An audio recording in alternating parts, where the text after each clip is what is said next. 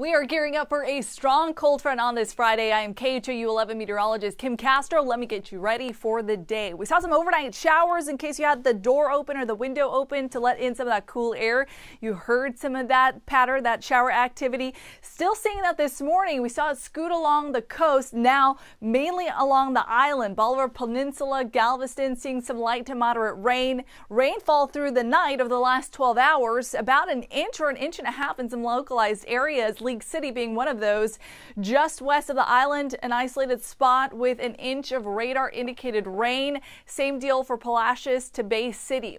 Now we're waiting for the main impact zone, which is going to be the strong cold front right now, bringing some of those impacts south of Dallas through Waco, passing through Austin and passing through San Antonio too. What are we looking at with this line of storms? Some heavy downpours and quite a bit of electricity. This is packing a punch here. 232 now lightning strikes over the last 10 minutes. This refreshes every couple of seconds. And what we pay attention to, these two areas, negative strikes versus positive strikes.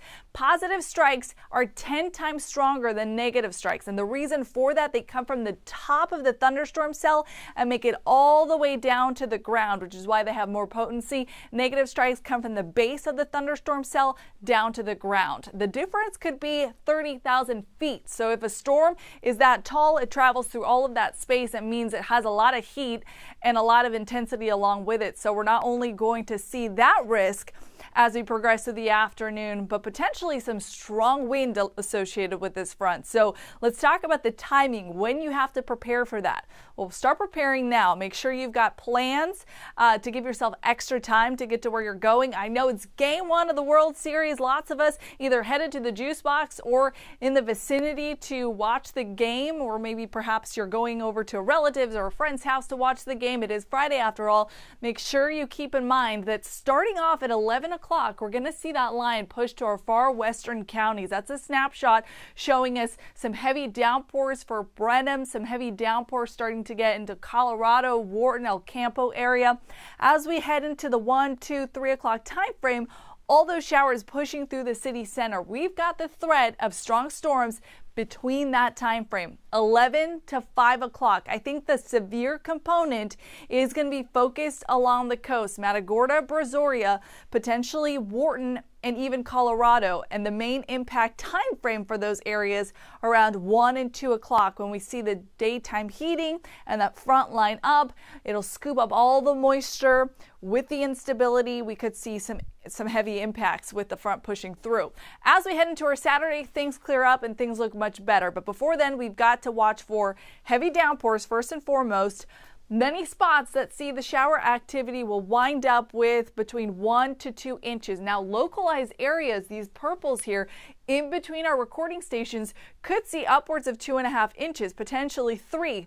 And in those areas, we'll be watching for some localized street flooding there, certainly some ponding, and we know that causes a multitude of issues for drivers, not only with splashback and potentially stall out. So just be careful and keep that in mind. In addition to that street flooding, the biggest threat with this front will be damaging wind. Some gusts could get up to 60 miles an hour. That's damaging wind because it could be knocking out trees, knocking out loose furniture, things of that sort that could knock out power and just create hazards for anybody that is exposed to the wind as that front passes through. So just try to keep your plans indoors for today and try to stay off the roads if you can help it. Of course, lots of us have plans that involve hitting the road and getting to game one of the World Series. So just be very mindful that you're going to want to try to give yourself plenty of time to get to where you're going. Again, the time frame 11 to 5 o'clock. That's a big time frame where we could see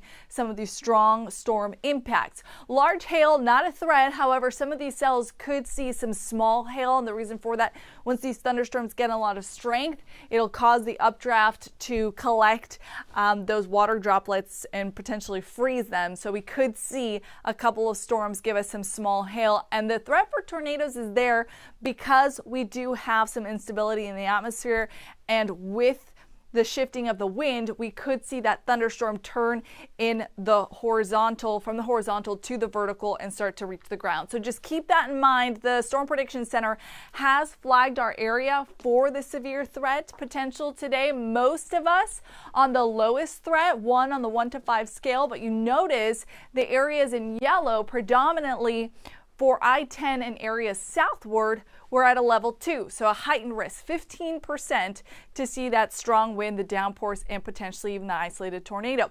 This is the latest run from the Storm Prediction Center, which has minimized the area that we could see a spin up.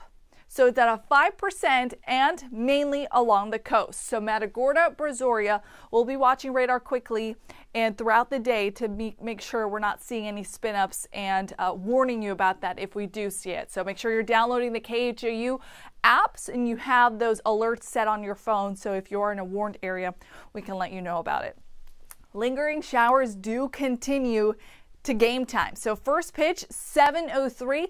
We still have about a 50-50 shot of seeing an isolated stray shower. Now the good news is the severe component by this time frame has wind down. By the time the game wraps up, those rain chances continue to drop off. So do temperatures. The remainder of the day, we stay in the 60s. That thick cloud cover is going to keep temperatures very temperate. So there's not a lot of fluctuation with that. Just prepare for a very stormy Friday ahead. After that, things will start to settle down. We have team coverage with meteorologist Tim Pandages and myself at noon. I'll give you a 7-day forecast then, and then team coverage at 4, 5, and 6 with meteorologist Tim Pandages and chief meteorologist David Paul. We will see you then. Until then, please be careful on the road today.